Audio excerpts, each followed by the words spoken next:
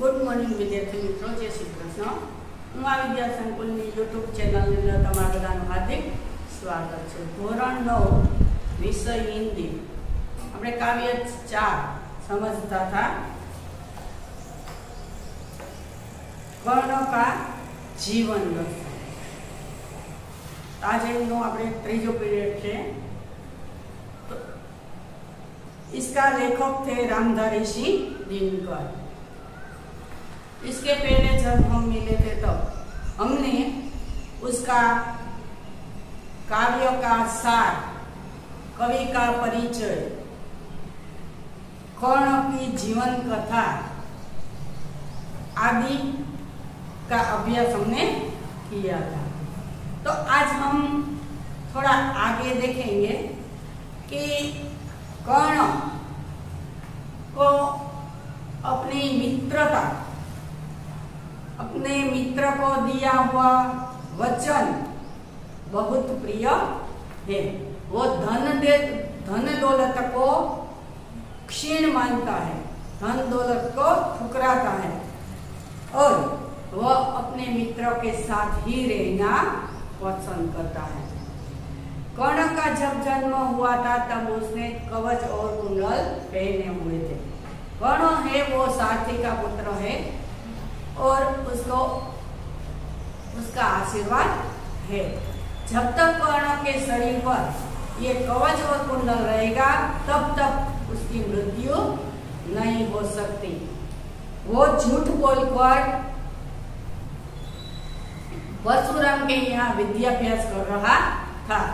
जब परशुराम को मालूम होता है कि कर्ण कोई ब्राह्मण पुत्र नहीं है, वो तो एक शूद्र है, तो उसको वो श्राप देता है कि जब तुमको उसकी आवश्यकता होगी विद्या की तब तुम विद्या भूल जाओगे। जब कौरव और पांडवों के पक्ष में युद्ध हो रहा था तो ऐसा था कि कर्ण और अर्जुन दोनों बराबर के बाणावड़ी थे। इसलिए जब तक कर्ण के शरीर पर कवच और कुंडल रहेगा तब तक उसकी मृत्यु नहीं हो सकती। कर्ण अधर्म का साथ दे रहा था और अर्जुन है धर्म का साथ दे रहा था, इसलिए अर्जुन की विजय होनी आवश्यक थी। श्री कृष्ण कर्ण के पास एक प्रलोभन लेके जाता है कि तुमको राजपाट दिया जाएगा, तुम दुर्योधन का साथ छोड़ दो। लेकिन वो उसको ठुकरा देता है कि मुझको धन दौलत की, महलों की कोई जायदाद की मुझे कोई लालसा नहीं है। मैंने अपने मित्र को वचन दिया है तो मेरा मृत्यु भी हो जाए तो भी मैं उसका साथ नहीं छोड़ सकता। इस तरह उसने अपनी मित्रता कायम रखने के लिए और अपनी मित्रता को ही महत्व दिया है। हमने आगे देखा कि जब प्रलोभन को ठुकरा देता है तब इंद्र देवता है वो अर्जुन के पिता है, तो इंद्र देवता है वो ब्राह्मण का वेश धारण करके कर्ण के पास कवच और कुंडल मांगता है। कर्ण को ऐसा प्रण था कि जब वह सुबह सूर्य को अर्घ्य देता है तब उसके पास जो कोई कुछ भी मांगने को आता है तब वो उसकी मदद करता है। इसलिए उसने इस काव्य में मांगा है कि मुझे ज्यादा कुछ नहीं चाहिए, वो मेरा जो ये प्रण है कि मैं जो कोई भी कुछ भी मांगने आए, दुखी लोग आए तो मैं उसका दुख दूर कर सकूं, इतना मुझको दे। जब इंद्र देवता ब्राह्मण का रूप लेकर उसके द्वार पर आता है तब कर्ण को अगले ही रात को उसके पिताजी ने स्वप्न में कहा था कि जो कोई तुम्हारे पास कुछ भी मांगने को आए तो कल कुछ भी देना मत। उसको मालूम था कि इंद्र देवता ये मांगने के लिए आने वाले हैं, तो भी उसने अपना कवच और हुनर उसको दे देता है। और उसको उसके वर्ण को गर्व है कि मेरे पास इंद्र को, भगवान को भी मांगने आना पड़ा। उसको मालूम था कि ये दे देने से उसकी मृत्यु हो जाएगी, तो भी वो अपना कवच और हुनर इंद्र को दे देता है, पर अपने मित्र का साथ नहीं छोड़ता है। हमने पहले भी पढ़ा है और हमको मालूम है कि ऐसी ही मित्रता श्री कृष्ण और सुदामा की भी थी। गुजराती में आता है हमारा काव्य, तो ऐसी ही मित्रता कृष्ण और सुदामा की थी कि सुदामा इतना गरीब था, उसको अयाचक व्रत था, तो भी वो कुछ श्री कृष्ण के पास मांगने नहीं जाते थे। वो इतने निर्धन थे कि उसको पहनने के लिए कपड़े नहीं थे, उसके बच्चे को खाने के लिए अन्न नहीं था, तो भी वो नहीं जाते। और उसकी पत्नी का आग्रह होने के कारण वो अपने बच्चों के लिए श्री कृष्ण के पास जाता है। वो कहता है मैं कुछ मांगूंगा नहीं, वो दे तो अच्छा है, नहीं तो मैं वापस आ जाऊंगा। श्री कृष्ण उससे कुछ देते नहीं है, कह के नहीं देते, पर उसने सुदामा की बहुत सहायता की थी। इसलिए हमको भी कहा गया है कोई भी दान पुण्य करे तो उसमें अपना नाम लिखवाना नहीं चाहिए, क्योंकि जब हम नाम लिख के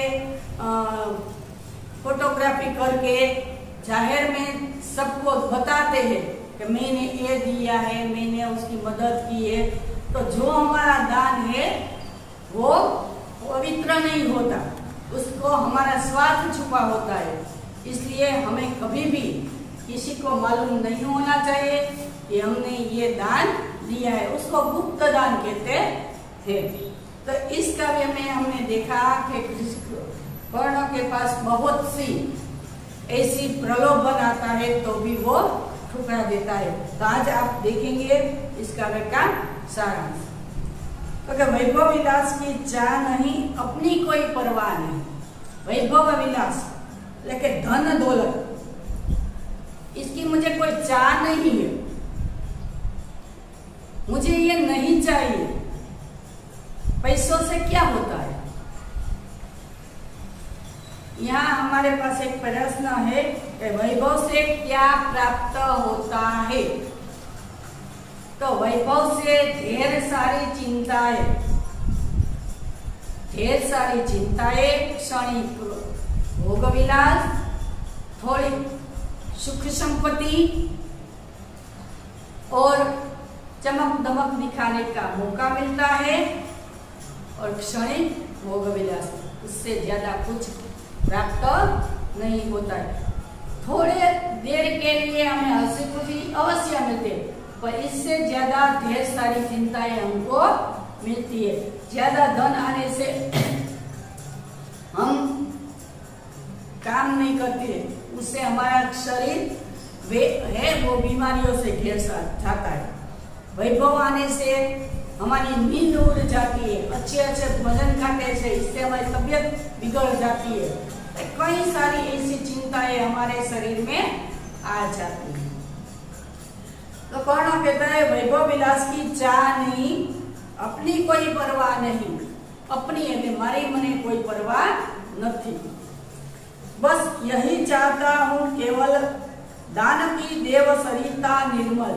हूँ एटलू ज ઈચ્છું છું કે મારા હાથમાં દાનની દેવ સરિતા, એટલે કે મારા હાથમાં દાન રૂપી નદી, સરિતા એટલે નદી, મારા હાથમાંથી દાન રૂપી નદી છે, નિર્મળ એટલે પવિત્ર, વહેતી રે, મારે ધન દોલતમાં કાંઈ નથી જતું, મારે આની પરવાઈ નથી, પણ હું એટલું જ ચાહું છું કે મારા હાથમાંથી દાનની दान रूपी नदी छे ई सदाय वहती रहे, करतल में से झरती रहे सदा। करतल એટલે હથેળી, હથેળીમાંથી આ કાયમ માટે ઝરતી રહે એટલે વહેતી રહે. શું? તો કે દાનની પવિત્ર નદી મારા હાથમાંથી કાયમ વહેતી જ રહે. નિર્ધન કો ભરતી રહે સદા. અને નિર્ધન એટલે ગરીબ છે, જે દુખી લોકો છે, એને મદદરૂપ થતી રહે. મારે બીજું કાંઈ જોતું નથી, પણ હું એટલું ઈચ્છું છું કે મારા દ્વારા જે હું દાન દઉં એ ગરીબી લોકોના દુઃખ દૂર થાય, કે દુઃખી લોકોને છે એને મદદરૂપ થઈ શકે. તુચ્છ હે રાજ્ય ક્યાં હે કેશવ, પાતા ક્યાં નરકર પ્રાપ્ત વિભવ. તો કે આજે ધન દોલત મહેલો આ બધું છે ને એ તુચ્છ છે. તુચ્છ એટલે નકામ, એની કોઈ જરૂર નથી.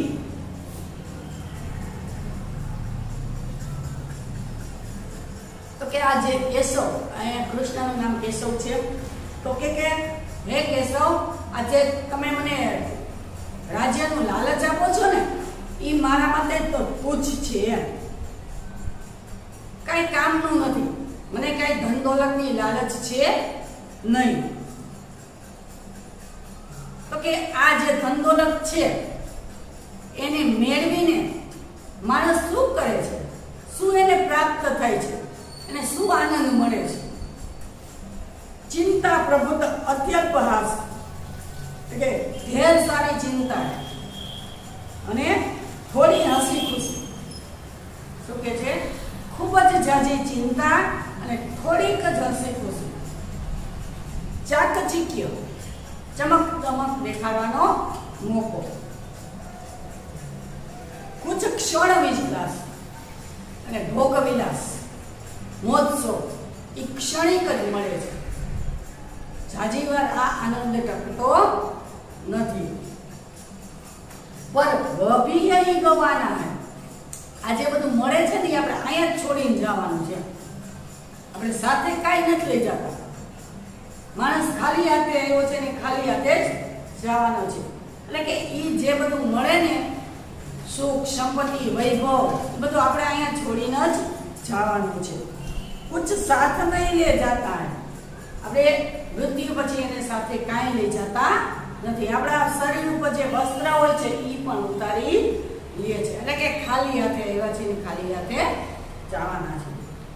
મુજસે મનુષ્ય જો હોતે, મુજસે એટલે મારા જેવો જે મનુષ્ય હોય છે, માણસ જે હોય છે, કંચન કા ભાર ન ધોતે. કંચન એટલે સોનું, સોનુનો ભાર ધોતો નહીં. ધોર એટલે પોતાના ઉપર સોનાનો જે ભાર હોય છે એ સહન નથી કરતો. અહીંયા કહેવાનો મતલબ એવો છે કે જે રાજમહેલનું જે મારા ઉપર ભાર આવે છે ને, કારભાર, એ મારા જેવો મનુષ્ય છે એ કોઈ સહન કરી શકતો નથી. એમ પાતે એ ધન બિખરાને કે, જે કોઈ ધન એને મળે છે, ભેગું કરે છે, એકઠું કરે છે, એ શું કામ કરે છે? તો બીજાને લૂંટાવા માટે, બીજાને આપવા માટે, બીજાને મદદરૂપ થવા માટે. ધન તો ભેગું કરે છે, પણ એ પોતાને તો જીવન જરૂરિયાતમાં જેટલું જોઈએ એટલું વાપરે છે, બાકી બધું તો એ બીજાને મદદ કરવામાં જ વાપરી નાખે છે. લાતે રતન લૂંટાને, રતન હીરા મોતી માણેક આ બધા રતન કહેવાય. એ લાવે છે શા માટે? બીજાને વેચવા માટે, બીજાને મદદ કરવા માટે, લૂંટાવા માટે. જગસે ન કુછ ભી કભી કુછ લેતે, બદલામાં એ કાંઈ માંગતા નથી.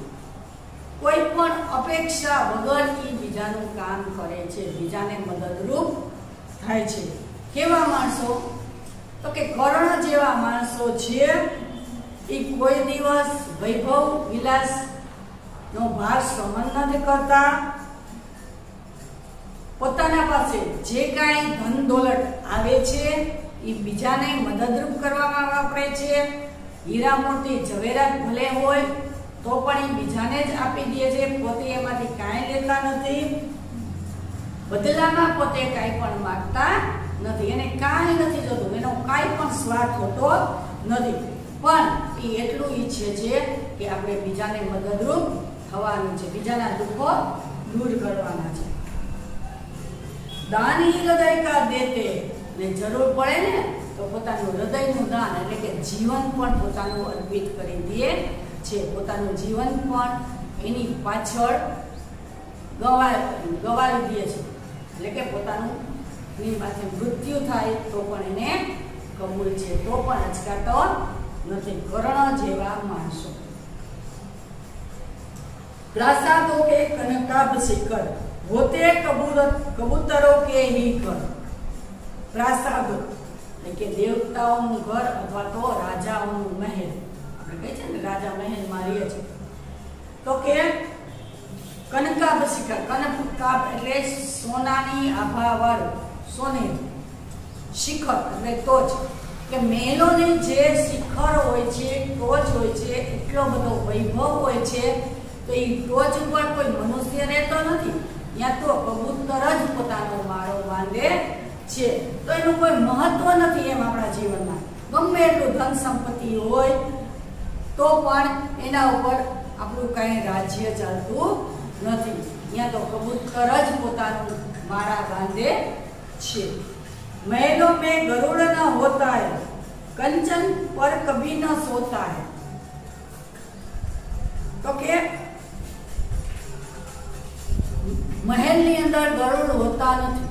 આપણા પ્રશ્ન છે કે ગરુડ ક્યાં રહે છે? તો ગરુડ જંગલોમાં રહે છે અથવા તો પહાડોની જે ફકી દરાર છે, તળ છે, એમાં રહે છે.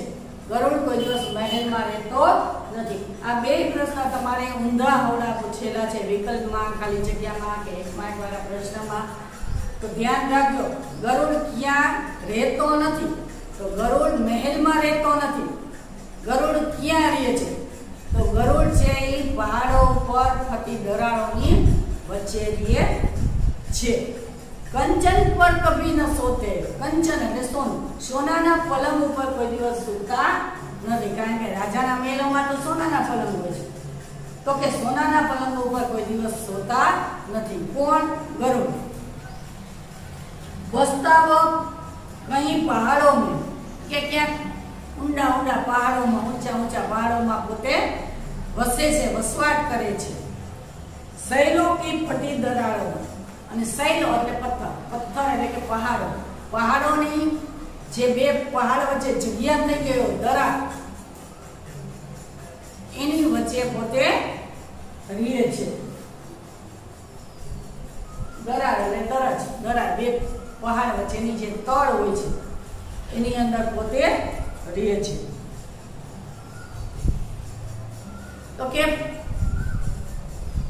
મહેલોના જે ટોચ હોય છે, શિખર હોય છે, એ સોનાના હોય છે, પણ એના ઉપર કબૂતર જ માળા બાંધે છે.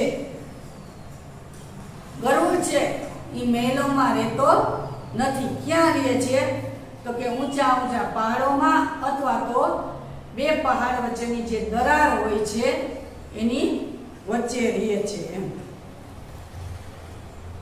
હોકર સમૃદ્ધિ સુખ કે અધિક, કે જ્યારે મનુષ્ય પાસે આવી સુખ સમૃદ્ધિ આવી જાય છે, એની લોકોને એક જાતની લત લાગી જાય છે સુખી જીવન જીવવાનું.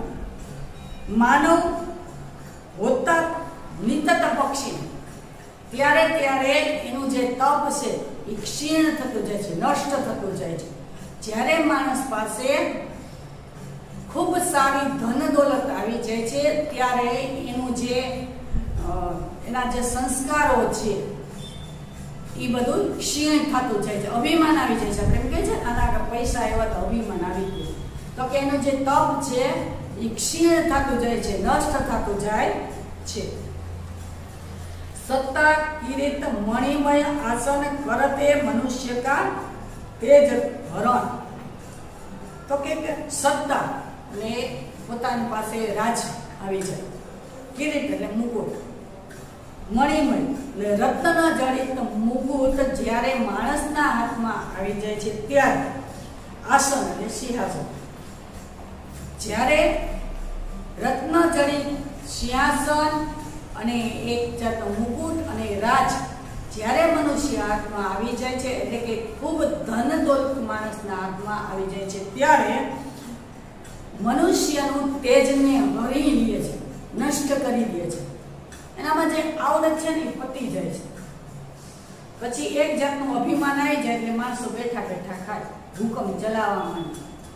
ઘણા બધા નિર્દોષને આપણે અંજાણામાં પણ એને અન્યાય કરી બેસી છે. એટલે કે છે એનું જે તપ છે એ ક્ષીણ થઈ જાય છે. નર વિભવ હેતુ લલચાતા હૈ. નર વિભવ હેતુ એટલે કે માણસનું મન ધન સંપત્તિ લેવા લલચાય છે. થોડું ઘણું મળે ને તો જાજુ મેળવવા માણસ પ્રયત્ન કરવા માંડે. સંતોષ નામની ચીજ માણસમાં નથી. માણસ સુખી ઈ છે કે જેની પાસે સંતોષ છે, પણ જેના પાસે સંતોષ નથી, વધારે અને વધારે મેળવવા માટે પ્રયત્ન કર્યા જ રાખે. એટલે એ શાંતિથી પોતાનું જીવન જીવી શકતો નથી. પર વહી મનુષ્ય કો ખાતા હૈ. પણ જ્યાં ધન સંપત્તિ વૈભવ છે ને એ જ મનુષ્યને ખાઈ જાય છે એટલે નષ્ટ કરી નાખે છે. કારણ કે એક તો એના આગળ આટલી બધી ધન સંપત્તિ આવી છે, પણ પોતાને સંતોષ નથી, એટલે આગળ વધુ ને વધુ મેળવવા માટે પ્રયત્ન કરે છે. પરિણામ શું આવે છે? એની પાછળ પોતે શાંતિથી જીવન જીવી શકતો નથી, અને એક દિવસ એનું જીવન ખતમ થઈ જાય છે, ક્ષીણ થઈ જાય છે. ચાંદની પુષ્પ છાયા में पल नर पले बने सुमधुर कमल. કે ચાંદની જે ચંદ્ર છે ને શીતળ છે અને સૂર્ય છે તેજ છે. તો ચાંદનીના અજવાળામાં એટલે કે એના જેવા છાયામાં, એના જેવી ઠંડકમાં જે લોકો પડ્યા છે, એટલે કે જે લોકો મોટા થયા છે, એનું જે અવાજ છે, એનું શરીર છે એ શું કોમળ હોય છે. એ કોઈ પણ મુશ્કેલીઓનો સામનો કરી શકતું નથી, એટલું કોમળ હોય છે. પર અમૃત કલેશ કા પીએ बिना આતપ અદમ में जिए बिना. આતપ એટલે તેજ, ધૂપ, અદમ એટલે આંધી. એટલે કે અમૃત કલેશ એટલે કે ઝેરના કટોરા પીધા પહેલા આપણને ખબર નથી પડતી કે ઝેર કેવું છે. એટલે કે મુશ્કેલીઓનો સામનો આપણે ન કર્યો હોય તો આપણને ખબર નથી પડતી કે મુશ્કેલી કોને કહેવાય. જે મનુષ્ય મુશ્કેલીઓનો સામનો નથી કરતો, સુખ ચેનથી જ રહેતા હોય છે, એ કોઈ દિવસ કોઈ મુશ્કેલીઓનો સામનો કરી નથી શકતો અને એનું જીવન એમનેમ નષ્ટ થઈ જાય છે. પણ જે માણસે આવા તોફાનમાંથી, આવા તાપમાંથી પોતાનું જીવન પસાર કર્યું હોય એ કોઈ દિવસ ક્યાંય પાછો વળતો નથી. એવા જ માણસો પુરુષ કહેવાને લાયક છે. આપણે ઘણી વખત આપણે જોઈ છે કે ખેડૂત છે આખો દિવસ ને રાત એ મહેનત કરતો હોય છે, અને આખો દિવસનું કામ એને તડકામાં જ કરવાનું હોય છે. એને પછી ક્યારેક મુશ્કેલી આવે તો એ સહન કરી શકે છે. પણ જેની પાસે જમીન નથી એવા લોકો કોઈ દિવસ ખેતરે જોયું નથી, એને એક દિવસ સવારથી સાંજ સુધી આપણે ખેતરે લઈ જાય તો એ સહન કરી શકે નહીં. સાંજ પડે ત્યારે તાવ આવી જાય, કારણ કે એને કોઈ દિવસ મુશ્કેલીઓનો સામનો કર્યો નથી. તો કે ચાંદની જેવા છાયામાં જે મનુષ્યનું પાલન પોષણ થયું હોય એ એકદમ સુર મધુર અને કોમળ હોય છે. પણ અમૃત કલેશ એટલે કે કોઈ મુશ્કેલીઓનો સામનો કર્યો ન હોય, કોઈ આંધી તુફાનમાંથી પોતાનું જીવન પસાર ન કર્યું હોય, એવા મનુષ્ય પુરુષ કહેવાને લાયક હોતા નથી. અને વિઘ્નો કો નહીં મિલા શકતા. એટલે પોતાની સાથે જો મુશ્કેલી આવે તો મુશ્કેલીઓનો સામનો કરી શકતા નથી, કારણ કે એનું જીવન તો એકદમ સાદું, સરળ અને મોજ શોખથી ધન સંપત્તિની વચ્ચે એનું પસાર થયું હોય છે. ઉડતે જો ઝંઝાવાતો એટલે આંધી તूफान, उड़ते जो झंझावातों में पीते जो वारी प्रपातों में. કે જે પક્ષી તોફાનની વચ્ચે ઉડતું હોય અને ઝરણાનું મીઠું પાણી પીતું હોય. વારી એટલે ઝરણું, એટલે કે જે લોકો તોફાન આંધીમાં ઉડતું હોય, ઝરણાનું મીઠું પાણી પીતું હોય, સારા આકાશ અયન જિસ્તા. અયન એટલે ઘર, કે જેનું ઘર આખું આકાશ છે. વિષધર ભુજંગ ભોજન જીનકા. વિષધર એટલે કે જેની અંદર ઝેર સમાયેલું છે. ભુજંગ એટલે શાક, ભોજન. જેનો ઝેરી શાક છે એ જેનું ભોજન છે. વેહી ફણીબંધ છોડાતે. ફણીબંધ એટલે નાગપાસ, એ જ નાગપાસને છોડાવી શકે છે. એટલે કે અહીંયા ગરુડની વાત થાય છે. ધરતી કા હૃદય જોડાતે, એ ધરતી સાથે પોતાનો પ્રીત છે, પોતાનું હેત છે એ જોડાવે છે એમ. અને તે જ આપણને કોઈ પણ મુશ્કેલીમાંથી છોડાવી શકે. તો કે જો પક્ષી આંધી તૂફાનમાં ઉડે છે, ઝરણાનું મીઠું પાણી પીવે છે, અને જેનું ભોજન છે એ ઝેરી સાપ છે, એવા એ ગરુડ સાપના બંધનમાંથી આપણને મુક્તિ અપાવી શકે છે એમ. ને હૃદય સાથે, ધરતી સાથે પોતાનું હૃદય જોડી શકે. અહીંયા આ કાવ્યની અંદરમાં કરણ અને ગરુડની સમાન દર્શાવવામાં આવ્યો છે. મેં ગરુડ કૃષ્ણ. શું કે છે? કર્ણ કે છે હું ગરુડ છું, કૃષ્ણ એમ. મેં પક્ષીરાજ, હું પક્ષીરાજ છું. ગરુડ છે એ ભગવાન વિષ્ણુનું વાહન છે. એટલે કે હું પક્ષીરાજ છું, બધા પક્ષીઓનો રાજા. એટલે કે હું પક્ષીરાજ છું. સિર પણ ચાહીએ મુજે તાજ. મને કાંઈ ગરુડને કોઈ તાજની એટલે કે મુકુટની જરૂર પડતી નથી. તો પક્ષીની જેમ, ગરુડની જેમ મારે પણ મુકુટની કોઈ જરૂર છે નહીં. દુર્યોધન પર હે વિપદ ઓર. કે કોના ઉપર મુશ્કેલી એવી છે ત્યારે? દુર્યોધન ઉપર. સપ્તાહ ન કિસી વિષ ઇસે છોડ. કોઈ પણ સંજોગોમાં હું એને છોડી શકું એમ નથી. કારણ કે આજ મારો મિત્ર દુર્યોધન છે, મુશ્કેલીમાં છે. હું ગરુડ છું, મારે કોઈ પણ તાજની એટલે મુકુટની જરૂર છે નહીં. મારે કોઈ રાજપાટની જરૂર નથી. પણ દુર્યોધન આજે મુશ્કેલીમાં છે, મારો મિત્ર છે એ આજે મુશ્કેલીમાં છે. હું કોઈ પણ સંજોગોમાં એનો સાથ છોડી શકું એમ નથી. રણકેત પટના એ મુજકો. રણકેત એટલે રણ મેદાન, યુદ્ધનું મેદાન. પટના એ મુજકો એટલે ભયંકર યુદ્ધનો સામનો કરવાનો છે. આજમાં કુરુક્ષેત્રના મેદાનમાં ખૂબ મોટું યુદ્ધ ચાલી રહ્યું છે કે કૌરવો અને પાંડવો વિશે. તો મારે યુદ્ધનો સામનો કરવાનો છે. આઈ પાસ કાટના હે મુજકો. આઈ પાસ એટલે નાગપાસ. દુર્યોધનની ફરતે જે નાગપાસ છે, એના ફરતે જે દુશ્મનો છે એને મારી અને મારે દુર્યોધનને બચાવવાનો છે. તો હું કોઈ પણ સંજોગોમાં મારો મિત્ર જે દુર્યોધન છે એને હું સાથ છોડી શકું એમ નથી. એમ આ પાઠની અંદર બે મિત્રની અને કર્ણ અને દુર્યોધન વચ્ચેનું જે પ્રેમ છે એ જોવા મળે છે એમ. કૃષ્ણ ઘણા બધો કર્ણને પ્રલોભન આપે છે, લાલચ આપે છે, છતાં પણ પોતે ધન દોલતથી વધારે પોતે મિત્રતાને માન આપે છે. અને એમ કે છે આજે મારા મિત્ર ઉપર વિપદ આવી છે, મુશ્કેલી આવી છે, તો હું એનો સાથ કોઈ દિવસ છોડી શકીશ નહીં એમ કર્ણ કહે છે. તો વિદ્યાર્થી મિત્રો, આજે આપણું કાવ્ય પૂરું થાય છે. તો સૌથી પહેલા તો તમારે બાકી બુકમાં શબ્દાર્થ લખવાના છે. શબ્દાર્થ લખો એટલે તમને સમાનાર્થી શબ્દ પાકા થઈ જાય. એટલે કાવ્ય છે એટલે તમારે શબ્દાર્થ લખવાના છે. નીચે છે તમારે નીચે જે શબ્દ આપ્યો છે એનું વાક્ય પ્રયોગ કરવાના છે. પછી એની નીચે છે નાના પ્રશ્નો. तो कि वैभव से क्या प्राप्त होता है?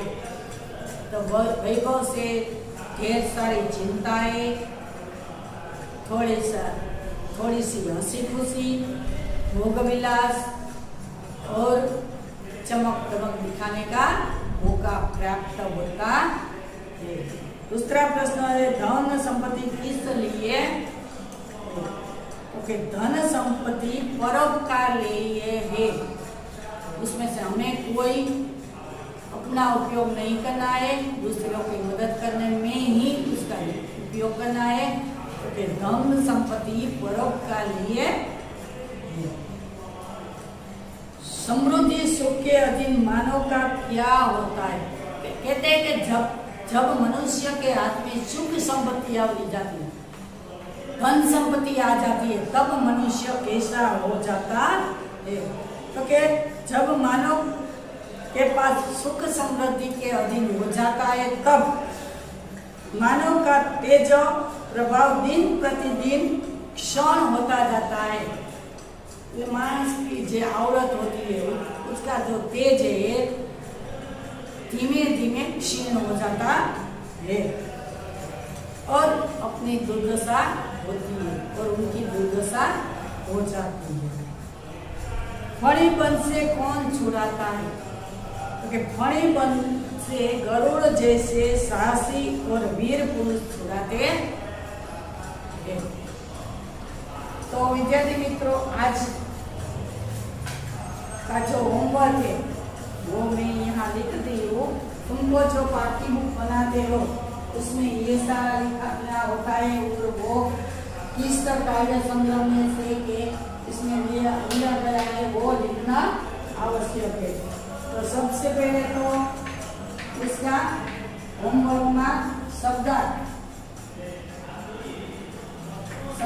पाठ्य बुक में लखवाना छे। पछी स्वाध्यायનો प्रश्न, पाठ्य पुस्तक में स्वाध्यायना प्रश्न छे एना जवाब नवनीत में हशे, एमांथी तमारे लखवानो छे। प्रश्न पहलो, बीजो अने त्रीजो।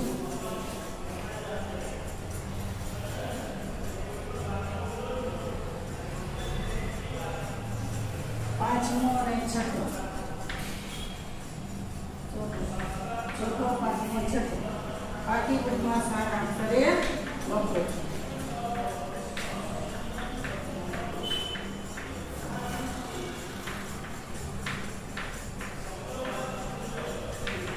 फरीथी कहूं छुं विद्यार्थी मित्रों, नवनीत में आना जवाब आपेला हशे अथवा तो नवनीत में जे फूगड़ीवाळा प्रश्न छे ए तमारे पाठ्यपुस्तक में लखवाना छे। शब्दार्थ लखवाना छे फरजियात, એટલે કે શબ્દાર્થ છે સ્વાધ્યાયનો પહેલો, બીજો, ત્રીજો, ચોથો, પાંચમો, છઠ્ઠો પ્રશ્ન તમારે પાકી બુકમાં સારા અક્ષરે લખવાનો છે।